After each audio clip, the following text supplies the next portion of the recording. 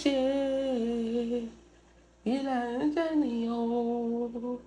Kò sí nǹkan tá a mú wálé ayé yìí o, kò sí nǹkan tá a máa mú lọ. Àbí báwo là ń tọ́pẹ́ ṣe máa ń ṣe. Mọ́mọ́ dì mọ́mọ́, mo dẹ̀ rí màmá lé ní àánú ẹ̀ dẹ̀ ṣe mí. Ọlọ́run àánú màmá, gbogbo nǹkan tí mo ti sọ pa màmá, Ọlọ́run mo dẹ̀ regret pé mo sọ, torí mo mọ̀ pé ẹnu mi wà lára ẹnu tó bá yé mọ̀mọ́ jẹ́. Ọlọ́run mo dẹ̀ rí mọ̀mọ́ lé ní àánú mọ̀mọ́ dẹ̀ ṣe mí, ara mi sì bù wọ́n sọ. Mo dẹ̀ wò pé báwo láyé màmá ṣe wá reduce to 0. Ló máa ṣe dé. Ẹ bá wà pé má ṣe dí sí o, ẹ lọ má ṣe dí sí o.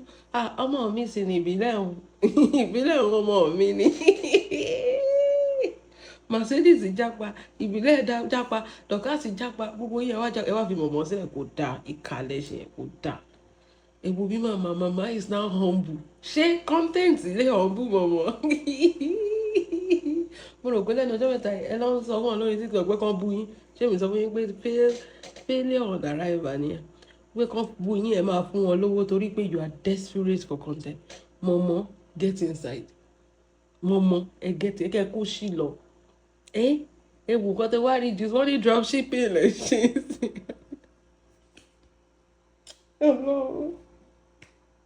Ọlọ́run máa ṣàánú wa. Wọ́n ní dropshipping, wọ́n ní ẹ̀wọ̀n time. Then dropship. Ẹ lówó ju everybody lọ. Ẹ máa kó àwọn góòdù yẹn ẹ máa ta o. Tó bá tiẹ̀ wọ ọjà báyìí. Bẹ́ẹ̀ ṣe wà yìí, owó tẹ̀yìn àti àwọn grandchildren yìí máa ná. Ẹ ti ní sílẹ̀. Lẹ́yìn àwọn wọn á pín mọ́gẹ́jì jù sán ọmọ. Lọ́mọ yìí wá ń ṣe olóṣù international olóṣù tó ń gbé ní èwe. Tó ń ṣe private chef kiri nílé PF Soma property. Lord, I know Mama that ṣe mí o. Somebody should give Mama a hug on my behalf because Lord, this is so sad.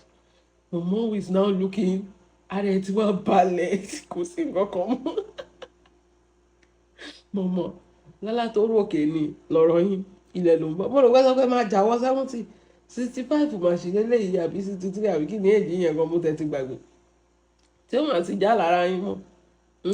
Mọ̀mọ́ kò má sí story tó ń trend tẹ́ máa ganu sí, kò má sí nǹkan.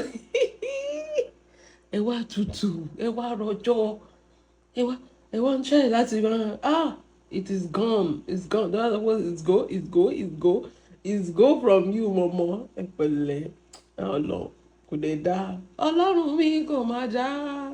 Ṣé àsọ fún yín ẹ̀yin èèyàn tá bá ti sọ pé ká sọ kí ni, ṣé àsọ fún màmá? Àwọn olórí burúkú tó ń ti mọ̀mọ́ yẹn ń sìn máa wọ́n ti padà lẹ́yìn mọ̀mọ́, wọ́n ti dá mọ̀mọ́ sí free kí mọ̀mọ́ nìkan ni ò rí nǹkan kan ṣe mọ́. Ṣé à ń sọ fún mọ̀mọ́ nígbà tí mọ̀mọ́ dìde ogun, dìde tógun, dìde tí ìjà ti já mọ̀mọ́, dìde nínú ẹgbẹ́ ẹ tiẹ̀ wá fún wa ń ṣò. Ṣé bẹ́ẹ̀ sọ pé ẹ kàn lè mú anybody ṣẹ́ ti rí sí pé ìgbà ní gbogbo nǹkan. Bẹ́ẹ̀ ni ìgbà yín ó ti ré kọjá, ẹ kú sí. Ṣé à sọ fún yín? Bọ́ ẹ rò pé then loss nǹkan tó ṣe fún dọ̀kásì nìyẹn, ó fẹ́ fi kó fi spark reaction bó ṣe máa ń ṣe yẹn. Bá wa kó yẹn jẹ mọ́ ṣáà mọ̀ pé wèrè nìyí ni mọ̀. Ṣé rò pé àmọ́ pọ́jọ́ kan bọ́ ẹ máa drag dọ̀kásì? Ṣé rò pé àwọn ọmọ gidi ẹ ti wà lọ́kẹ́ ilẹ̀ train wa lórí tó ṣe mí? Ṣé ní ìdẹ fún wa náà là ń lò against yín? Ṣé ẹ rò pé àmọ́ pé ẹ máa drag dọ̀kásì níjọ́ kan? Àmọ́ náà àkànrẹ́ kẹ́yìn náà ni. Àwọn náà ò gbádùn náà bẹ́yẹn. Àwọn náà ò gbádùn náà bẹ́yẹn. A ṣe kí ni? A dúró dé yìí ni. Afarapamọ́ jẹ yín yà náà. Mo dẹ̀ dábọ̀ kí ni o. Mo ní ayé yín máa bàjẹ́ ní nǹkan tẹ́ lọ ṣe yìí ni. Ẹ jọ ẹ wá ń ṣe dropshipping láago 2 òru. Mo mọ. Gbogbo tí ẹ̀rọ ti ló pàǹdà níbi tó ṣe. Tí ẹ lè sọ̀rọ̀. Tó yẹ kó tẹ́lẹ̀ tí máa mú yàn kan bú. Ẹ tí wọ́n mú yàn kan bú. Ara yín wá balẹ̀. Ṣé mọ̀mọ́ ló gentle báyìí? Mọ̀mọ́ gentle gan. Mọ̀mọ́ ti rò pé kó ń lọ sọ́dọ̀ àwọn mèsòrò wọ́n máa gbà, àwọn yẹn ò gbà. Kó ń lọ sọ́dọ̀ àwọn warrior, àwọn yẹn ò gbà. Ó tún lọ sí TikTok ìdánwò, wọ́n tún kó yà fún ni. Ibo ni mọ̀mọ́ wá fẹ́ sá sí ẹjọ́? èmi gan wá ṣẹ́ẹ̀dì fún mọ̀mọ́ sí mọ́mọ́dì mọ́mọ́ mọ́mọ́dì mọ́mọ́ ẹ wá ṣe dropshipping, ẹ wo ọ̀rọ̀ Sisi Alágbo, ẹ wo ọ̀rọ̀ ojú abẹ, ẹ wo bẹ́ẹ̀ ṣe gbà sórí kíkan tẹ fẹ́ báyé àwọn ọmọ ọlọ́mọ jẹ́, ẹ wáyé tí yín sìn, ẹ wo bí mo ṣe sọ fún yín pé TikTok tẹ lọ ṣe yẹn tẹ sọ pé ẹ máa fún wọn lówó, àwọn yẹn tó wá ti gbowó ọwọ́ yín tó wọ́n máa kánlẹ̀ wọ́n máa fẹ̀yìn nìkan lẹ̀, tẹ rò pé fẹ́ fi padà sí limelight, kò lè work, is dead on arrival. Mo sọ fún yín jọ yẹn, ẹ kàn lọ waste owó yín, ṣé 200,000 lẹ́wọ́ owó tó tún yẹ kẹ́ ẹ tún fi jẹun, ẹ kàn lọ waste owó yín dáná, at the end of the day ẹ wá rọ́jọ́, ara yín wá balẹ̀, ara yín wá sílé ó ní ara mọ̀mọ́ ti change o. ẹ̀yin ọmọ rádaràda tẹ wà ń bí báyìí, ẹ̀yin ọmọ tẹ́ ẹ̀ fi odó gún ewé pa, mọ̀mọ́ ti change o, mọ̀mọ́ ti tutù, ara mọ̀mọ́ ti balẹ̀ ń sí, ẹ ṣáà ti ṣe wọn mọ̀mọ́, ẹ fi mọ̀mọ́ lọ́rùn lẹ́ o, ẹ má drag mọ̀mọ́ mọ́, ẹ jẹ́ kí mọ̀mọ́ ṣe dropshipping pẹ̀lú peace in peace and not in pieces, ẹ jẹ́ kí mọ̀mọ́ oh Lord, láwọn ọ̀nà káràkítà ni, ẹ jẹ́ kó ṣe dropshipping, mọ̀mọ́ ti balẹ̀ jẹ́ bọ́ọ̀nà jẹ, kò tiẹ̀ wá sẹ́ni bọ́dì. Ìbílẹ̀ ti lọ, Pémọ́lá ti lọ, Dọ̀ká ti lọ, àwọn olóṣùkú bẹ́ẹ̀ kò sí anybody, advert gan-an kò sí, mọ̀mọ́ nìkan ló wá ń jáporó. Ọlọ́run, what a life what a ridiculous life. And I said it, mo ń sọ pé ibi tó máa lead sí ni wípé kẹ́ ẹ tẹ̀ jẹ́jẹ́ o, alágẹmọ tó ń ṣe kínní bàbá ọ̀lẹ́ ṣe máa ń sọ ń pàdánù láwọn sọ pé kínní tó ń dọ̀rọ̀ ẹ̀ mọ́lẹ̀, pé kẹ́ ẹ tẹ̀ jẹ́jẹ́ o, ojú tẹ̀sí fífi ń wo fracas ní pé ojú àtijọ́ nísìnyí kì í ṣojú àtijọ́ mọ́ o, kì í ṣojú àtijọ́, gbogbo wọ́n tẹ́ ṣe ń gbogbo ìgbà yẹn gbogbo ẹ̀ náà wọ́n ní ẹ wò wọ́n á bẹ̀yà bàbá wò lára ọmọ, àbí báwo mi tẹ́ mọ òwe tí mo tẹ̀ lè fi zero kínní ìgbọ́n sí wa, torí nǹkan tó ń ṣe mọ̀mọ́ yìí is so sad, she is now depressed. Ọlọ́run, she look depressed. Ṣe mọ̀ pé number one àwọn tó ti gba monetization lọ́wọ́ ẹ̀, so kò sí show, kò tún sí show láti ṣe, so she now look tacky, depressed. Mọ̀mọ́ tẹ̀ fẹ́ máa kọrin Jésù, ìgbà tó tún lọ ṣe court case pẹ̀lú ex-husband ẹ̀ máa ń gàdàbí yẹn wọ́n sọ pé kí mọ̀mọ́ tún lọ sanwó, mọ̀mọ́ náà lù, mọ̀mọ́ ló tún fẹ́ lọ san damages. Mọ̀mọ́ ló fòbò jóná, mọ̀mọ́ ló jẹ̀yà, mọ̀mọ́ ló tún fẹ́ sọ dámẹ́jì. Ọlọ́ ṣáyé la máa sọ pé ó ṣe mọ̀mọ́ báyìí, ṣé a máa sọ pé ayé ló ń ṣe mọ̀mọ́ báyìí torí kò ṣe mí, òun nìkan ni advert ti kúrò, òun nìkan ni òní monetize page, òun nìkan làwọn èèyàn ń gbé ṣépè tó ń gbélé lórí social media tó ń bójú ẹ̀ jẹ́, ṣé a máa sọ pé ayé ló ń ṣe mọ̀mọ́ sí báyìí ẹ wo ìgbà ìṣòro la máa mọ̀ rẹ̀, ẹ má ro tàtijọ́ ẹ̀yin ọmọ odó ẹ bá mi ká láṣà bí ibi o, ẹ má ro tàtijọ́, ẹ má rò pé mọ̀mọ́ ti jẹ́ kí àṣẹ fún ọmọ yẹn, fún ọmọ Dọ̀kásì rẹ o, ẹ jẹ́ adáríjì mọ̀mọ́, kìíní yóò dá mọ̀mọ́ lè lọ bí inú kú o, ikú ẹ wo ikú yá jẹ̀sí lọ yẹn ti gẹ́tì ẹ má jẹ́ kí àbẹ́ kó lọ ẹ má jẹ́ akọrin ẹ jẹ́ kí mọ̀mọ́ tún gé àṣeyẹ jẹ no because I want to check something.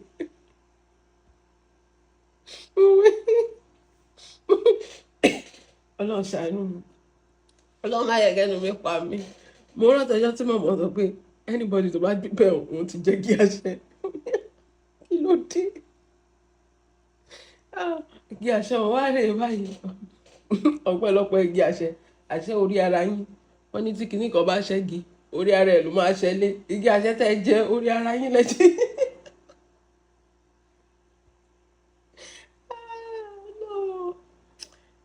Social media Ọlọ́run oyún bọ̀ kò yẹ kó rí báyìí náà, kò dẹ̀ yẹ kó máa lọ báyìí náà, ẹ rántí pé mọ̀mọ́ ti fìgbà kan dá sí wa rí o. ẹ rántí pé mọ̀mọ́ kì í ṣe bẹ́ẹ̀ o, ẹ mọ̀ pé Lizzy ló kàn ṣò mọ́ fọ́tò mọ̀mọ́ lórí iṣẹ́ ayé mi, iṣẹ́ ìṣù ni gbogbo nǹkan tí mọ̀mọ́ ṣe yẹn ojú lásán kọ́, Lizzy ló gbàṣọ mọ́ mọ̀mọ́ lórí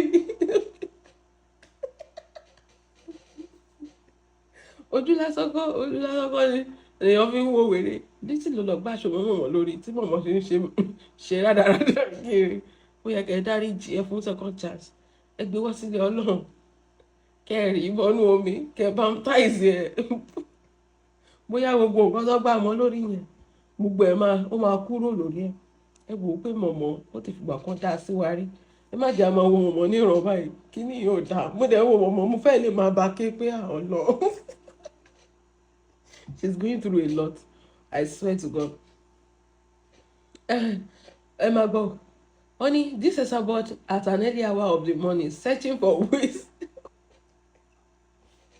Étà ló tún kọ sí ní wọ́n ní mọ̀mọ́ at early morning searching for ways to make ends meet. Bọ́ mọ̀mọ́ ṣèbí ẹni náà máa Mercedes. Ẹ pa àwọn Mercedes kẹ́ ló bá change yín tó kún bẹ́ẹ̀. Ẹ má sọ ẹ mílíọ̀nìà ni mọ̀mọ́. Ẹ bọ̀ bọ́ mọ̀mọ́ sọ fún wa ṣẹ nílé lórí òyìnbó ni ṣẹ nílé. Èwo nu yín ló nílé lóyìnbó? Olóṣì lórí ilé mọ́gẹ́jì náà, ta ni ò nílé mọ́gẹ́jì olóṣì? Èwo nu yín ló nílé lóyìnbó? Ẹ̀rì ṣẹ́tìrì. Ẹ jẹ́ n fi àwọn dọ́kẹ́tì ẹ̀ wọ̀. Mo ò ní dọ́kẹ́tì mọ́. Ọjọ́ wo lẹ ti gbọ́ yẹn last pé kó fi dọ́kẹ́tì hàn? Àdúgbò ẹ̀ náà ṣe mí ọ̀rọ̀ ṣẹ́rí ẹ̀rín ló máa ń dùn yàn. Ẹ má jà rẹ́rìn o. Mi ò mọ nǹkan tó ń pa mí lẹ́rìn. Seriousness mo dẹ̀ fẹ́ fi wá ṣe show ilé ni o. But ìgbésí ayé mọ̀mọ́ gan. Ó funny. Ọlọ́run ó funny but mọ̀mọ́ I will be praying for you o. Pé Ọlọ́run wò yín sàn. Torí number one ẹ tẹ̀ ní ìdìwòsàn. Ibi tí Lizzy tó gbàṣọ wọn yín lórí tẹ̀fí ṣe rádaràdà ẹ̀. A lè fẹ́ kẹ́ gbàbẹ̀ lọ, kẹ́ gbé rádaràdà kẹ́ tún gbé lọ. Kíyẹn tẹ̀ kúrò nínú ayé yín náà. Wọ́n ní ẹ̀ search. Ṣé mọ̀mọ́ search how to make money in 2026 nítorí kò yé mi. Ṣebí mọ̀mọ́ lówó, she's a billionaire now. I'm a millionaire. Mọ̀mọ́ search how to make money in ChatGPT. How to make money within 10 minutes. Hey, Ọlọ́run. Wọ́n ní she's now getting into dropshipping. Étà ló pọ̀ kínní o. Étà. Okay. Only believe what you see or hear on social media at your own risk. Esabod, I thought you said you made enough money to last you and your children's lifetime. You will eat all your lives by yourself.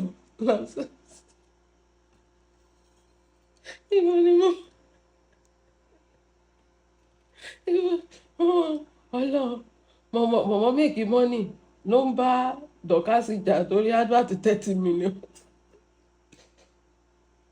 Tí mọ̀mọ́ tó lọ ń já bẹ́ńdọ̀ ojú abẹ́gbà mọ̀mọ́ rówó méjì. Ọlọ́run, mọ̀mọ́ I will be praying for you. Ṣé mo pé mi ìmọ̀ kan tó lè sọ gbẹ̀mí ò máa gbàdúrà fún yín, ẹ má wọrí, ẹ má wọrí. Gbogbo eléyìí this shall pass, this shall tẹ́yìn náà bá change ìwà yín ni ìwà yóò dá o. Lórí ẹ̀ làwọn èèyàn ṣe kẹ̀yìn sí èèyàn tẹ́lẹ̀ pọ́n máa kẹ̀yìn sí lórí social media bí ẹ ṣe project kìíní Ọlọ́run ò gbà fún yín ni ó yíwọ́ ó lọ yíwọ́ ọmọ yín lọ́wọ́. Ẹ rò pé ẹ máa throw Dorcas under the bus. Dorcas torí pé àwọn èèyàn ti hate ẹ̀ tẹ́lẹ̀ wọ́n máa wá kẹ̀yìn sí ẹ mọ̀ pé ẹ̀yin gangan náà fẹ́ fìyà jẹ. Ẹ wá ṣe pọ́tà ìyá yín, ẹ wá ṣe pọ́tà ìyá yín, ẹ̀yin ni tí ẹ wá bàjẹ́. Ẹ wò irú àdúrà bí ìmìyàn tó ṣoògùn fún Dorcas tí bá mìyàn tó ṣoògùn máa dé bẹ́ẹ̀ wọ́n gbọ́dọ̀ ṣerú oògùn yẹn fún mi. Èèyàn fẹ́ wá bà ayé ọmọ yẹn jẹ́, ayé ẹni yẹn ló wá bàjẹ́. Ọlọ́run mọ̀mọ́ láyé yín tẹ́ ẹ máa fi kú. Ẹ̀rí bẹ́ẹ̀ ṣe wá fagídí pẹ̀lú gbogbo agídí tẹ́ ẹ fi ṣọ́ sí gbogbo ẹ̀ ṣára yín ò wá balẹ̀ sí tẹ́ ẹ máa fi kú. Tẹ́ bá tún gbọ́dọ̀ ẹ máa sá lọ nígbà ọmọ òṣì ni ó ti lájẹsára ọmọ òṣì. Àtàlábìgẹ́ ṣé mi sọ fún yín pé alábìgẹ́ kékeré yẹn ó máa bá ti yín jẹ́ o. ọjọ́ tẹ́ ti fẹ́ bà tọmọ yẹn jẹ́ láyé yín ti bẹ̀rẹ̀ sí í rún. àwọn yẹn wá desperate, orúkọ ọjọ́ lè sùn torí bills are piling up. ẹ ló Mercedes tí bá tẹ̀ mọ́ náà Mercedes ẹ̀ máa bá yín pé Mercedes wípé ẹ wo kọ́sọ́mà dáadáa ni ẹ ṣàánú ajé. ẹ̀yin náà ẹ náwó sí mọ̀mọ́ ní táìmù. mọ̀mọ́ is desperate. ẹ wo gbogbo ibi tó fojú sí gbogbo ẹ̀ kàn shut down lẹ́ẹ̀kan ni. ọlọ́run ṣe rí Dorcas, ọlọ́run ni kò máa sìn. ọlọ́run ọba ni kò máa sìn. the plan they had for her wípé ibi tí mọ̀mọ́ wà lẹ́nu plan tí mọ̀mọ́ ní ni pé Dorcas ló máa wà mẹ́. that is it. gbogbo ẹ̀dẹ́ rèé wọ́n gbẹ́ kòtò. abẹ́rẹ́ tó mọ̀ yẹn fi sọ pé ibi tí wọ́n bá kọjá làwọn kan gbà bẹ́ sọdá. mọ̀mọ́ ló lọ sódà.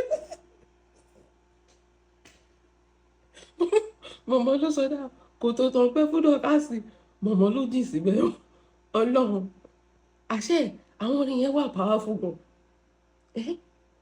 ibi tí mo rí pé Dorcas máa ń kujú mọ́lẹ̀ tó wá ti ń kọrin àwọn kan gbà bẹ́ sọdá. mọ̀mọ́ ló gbà bẹ́ sọdá. mọ̀mọ́ ó ti rúgi oyin. no advert, no monetized page, no vendor, no show, nothing. mọ̀mọ́ ṣe dropshipping. bills na your mate. mọ̀mọ́ $10 30 ẹ̀ wá fi oppress wa lẹ́nu ọjọ́ mẹ́tẹ́. ẹ máa fún ọ̀hún $10 ọjọ́ òun lẹ́ lọ vacation tẹ́lẹ̀.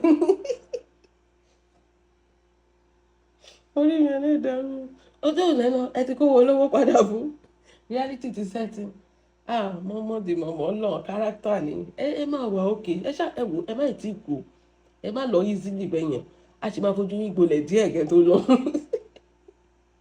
ìbẹ́yìn ò fẹ́ dẹ́kun láti máa ba ayé àwọn ọmọ ọlọ́mọ jẹ́ ni a sì máa fojú ẹ má lọ easily bẹ́yẹn ẹ sì ní sùúrù ẹ sì ṣe ẹ̀sìn díẹ̀ sí ẹ sì ṣe ẹ̀sìn ẹ fún wa ní like 2-3 years ẹ tún fi ṣẹ̀sìn dáadáa lórí social media kẹ́ tó lọ ṣe ti understand. ẹ má lọ bẹ́yẹn this shall pass. tẹ́lẹ̀yìn ẹ̀sìn yẹn tó máa ṣẹ̀sìn mi so constantly ni ṣe ti understand. mo ń pray fún yẹn má worry. àbí kí lẹ́ni kì í sọ. ẹ bá sọ pé mo fẹ́ ṣépè fún mọ̀mọ́ síbẹ̀ ṣé ìpè tí máa já mọ́ wọn by yourself. èmi ń pray fún yín. ẹ wo ibikíbi tó bá dẹ̀ wù mí ò lè dẹ ojú àdúrà kọ bó ṣe rí nìyẹn. kọ́nà ń ṣe fún yín gẹ́gẹ́ bí èrò ọkàn yín sáwọn ọmọ ọlọ́mọ. bẹ́ẹ̀ ni kọ́nà ń san fún yín gẹ́gẹ́ bí èrò ọkàn yín ṣe ti rí sí pé àdó ẹ̀ máa ẹ̀ nílé ṣàmì sí àwọn ọmọ ọlọ́mọ. ẹ ṣàmì ẹ̀. ẹ̀yin èèyàn mi ẹ jẹ́ a máa lọ jàre. ẹ jẹ́ ìmọ̀ pé tẹ́ bá feel about this video down below. God bless you. Have a wonderful day. Bye.